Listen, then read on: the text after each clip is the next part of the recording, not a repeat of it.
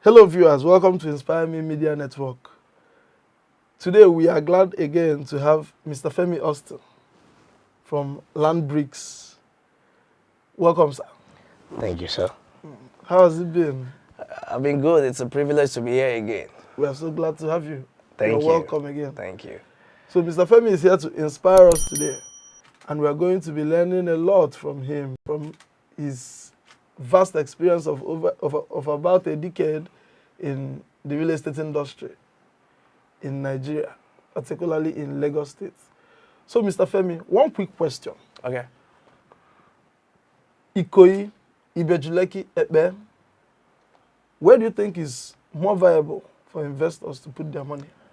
Wow, okay.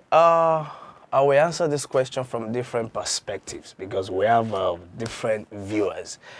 From the perspective, it's a function of whether it's a long-term investment or it's a short-term investment. For those who want to invest in Ikoyi, they can invest in Ikoyi, a property in Ikoyi, and in a matter of 1 month, they're already cashing out. You might not be able to do the same with Ibeju Lekki. It doesn't mean that Ibeju Lekki is more valuable to invest in. It's the purpose for which you are investing. And don't forget that a property costing you over $1 billion in Ikoyi, you can buy the entire Epe. That sounds funny, but that's the way it is. So if you are investing in Epe thinking that okay, it's a long-term investment, you will see your little money you are investing today grow exponentially in a way that you don't even believe. So it depends on the purpose for which you are investing. People invest in Ikoyi, people invest in Ibeju Lekki, and people invest in Epe. And what you should know, again, is it will get to a point whereby the cost of property in Ikoyi cannot rise beyond a particular level.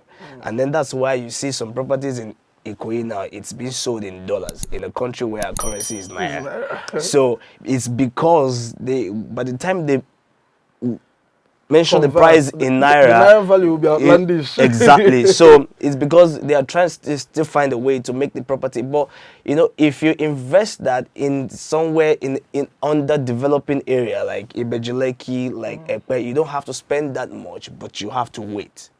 So I would advise investors that okay, for the sake of children, for the sake of generational wealth, so why not invest in underdeveloping area like Ibeju Lekki and Epe and watch the wealth grow, and then you can pass it across from one generation to the other. It doesn't mean that you can't invest in Ikoyi as well, but the perspective is different.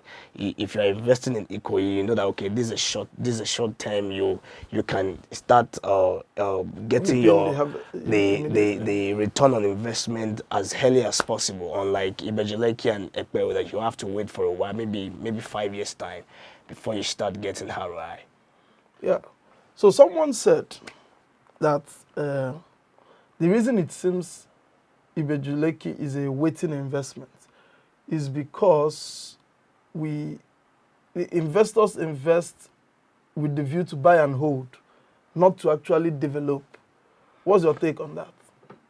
Let me get that question very right. Okay. Again.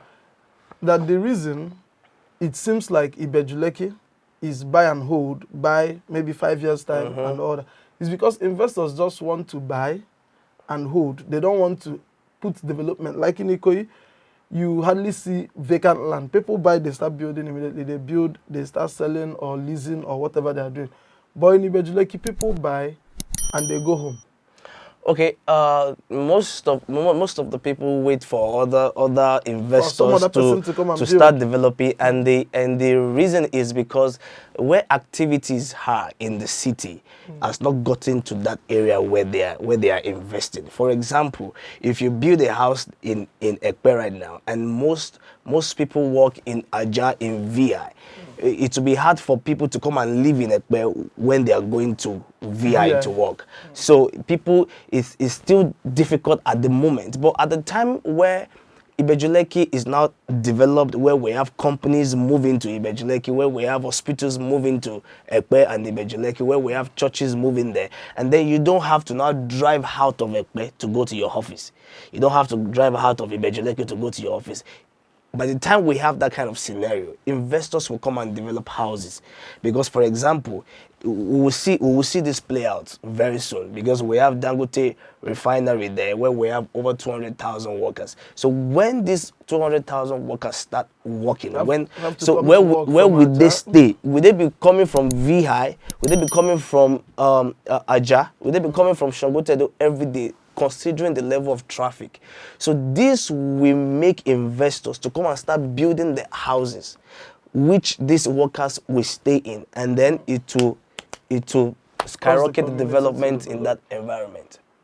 Okay, so in your opinion, just facts, presently, today, considering the cost of funds, inflation, and exchange rate crisis, do you think investing in Ibeju Lekki now is sinking funds? No. This is real estate we are talking about. It is. It's not sinking funds. You can never trade at a loss. When we're talking about real estate and when we're talking about Ibeju Lekki, am I answering your question? Yes.